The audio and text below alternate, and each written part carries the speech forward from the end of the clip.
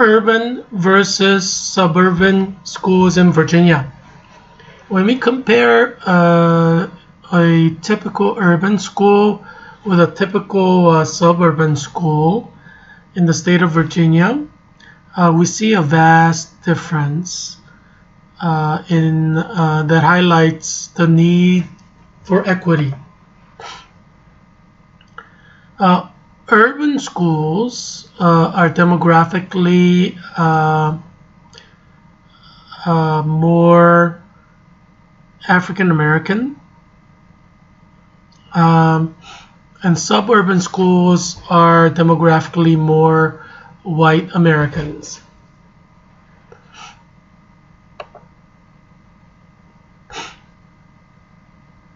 The learning environment is starkly different.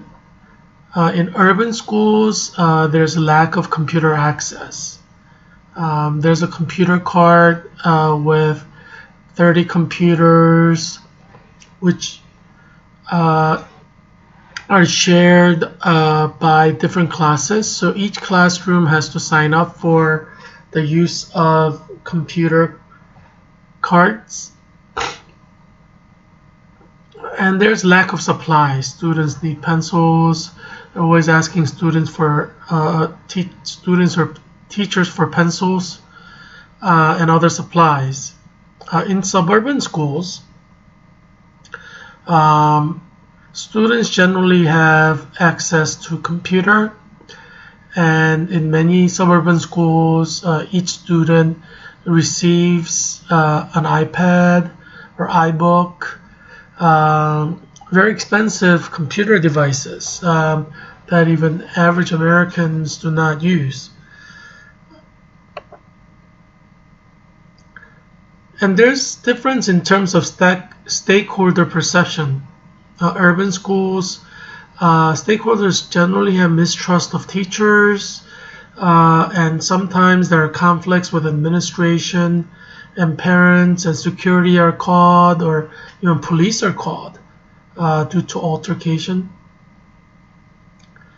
And some schools do not want parents to be involved in urban schools.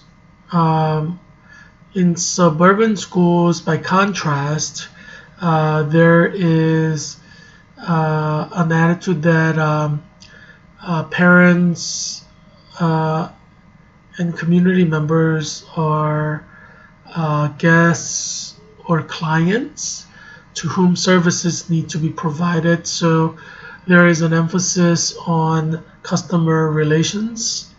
And so there's a different approach to dealing with stakeholders in urban setting and suburban setting. The communities perceive schools differently in an urban setting and suburban setting. Churches are often involved in urban schools to provide support because churches in urban areas, particularly African American areas, are the social institutions, and often they have the means and human resources to provide what the school needs. So sometimes church volunteers provide food and programs. And this may be due to the fact that African American culture has always actively involved church in their life. And in contrast, in suburban schools, schools are an autonomous unit, and community organizations generally leave school alone to do what school wants to do. Scholarly perception also varies in terms of urban schools and suburban schools. For urban schools, Childress, Elmore, and Grossman emphasize specialized services that cater to the need of urban schools, and Maripodi and Beard emphasize the need for external partners so that schools will not fail. So there's a general perception in the academic community that urban schools are failing and that they need help. Suburban schools, on the other hand, are used as a tool or a guide to compare urban and rural schools too. Silverman does this as do other scholars, and so in a sense, suburban schools become the standard by which other schools are measured. What can stakeholders do? In urban settings, stakeholders can advocate for more computers, um, and uh, stakeholders can show students and parents how to use existing technology, such as smartphones. Metro PCS has unlimited call, text, and internet for $30, and so many many urban students have access to Metro PCS cell phones, which are smartphones.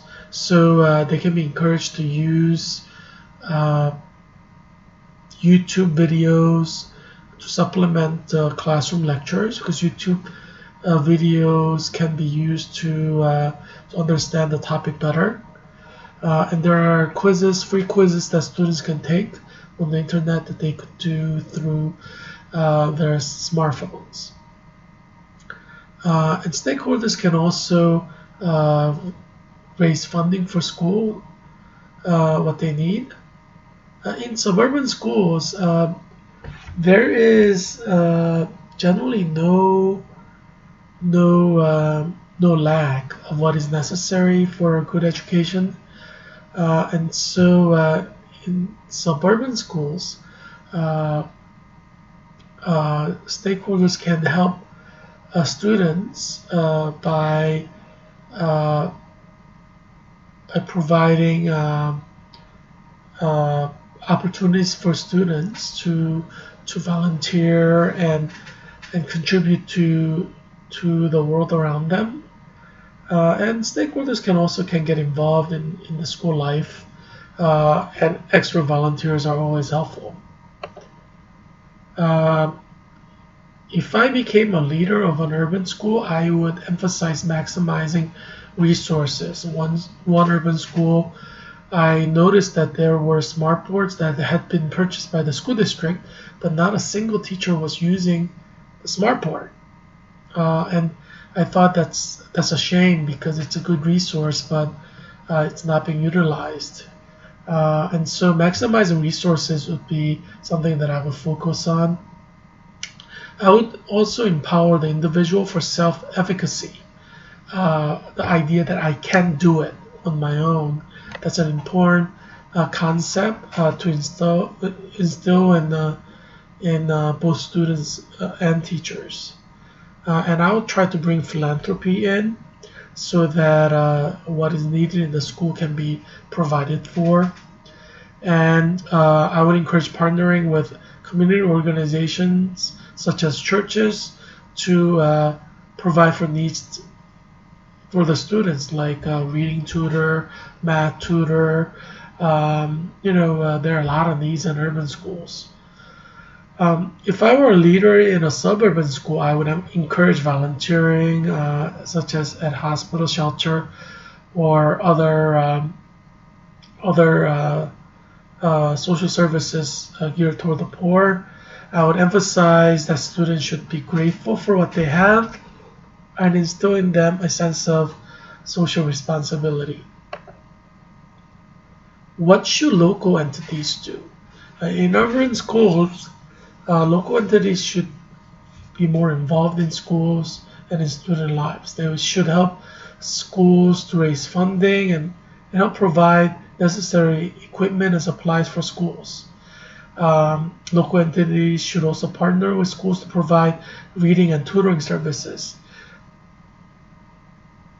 What can suburban local entities do? They can direct students to volunteering opportunities in the community, encourage students to provide programs for nursing homes, such as Christmas caroling during Christmas time, and other institutions in the community.